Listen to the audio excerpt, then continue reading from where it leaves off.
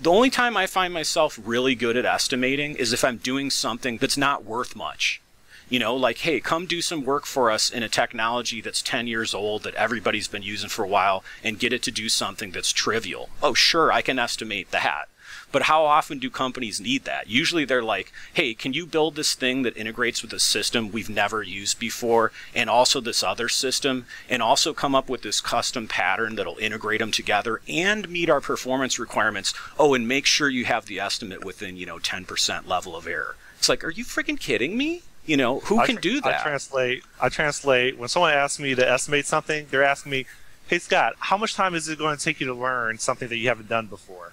And yeah, I know the technologies, right? I know the frameworks, but every software job for me is usually a custom job. So you're asking me, how long is it going to take for me to learn how to build this for you?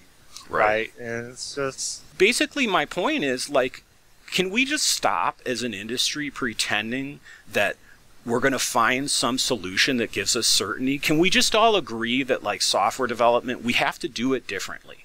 We have to, like, from the top down to everybody's got to understand we're going to be wrong. We're going to be wrong. And then what it gets down to is, how do people deal with when they're wrong? And that has nothing to do with dependency injection or continuous delivery or, anything around technology. That has to do with how people treat each other, right? If you tell me you're going to do something and you go to do it and you find out you can't do it, now how am I going to treat you? Am I going to treat you like you don't know what you're doing?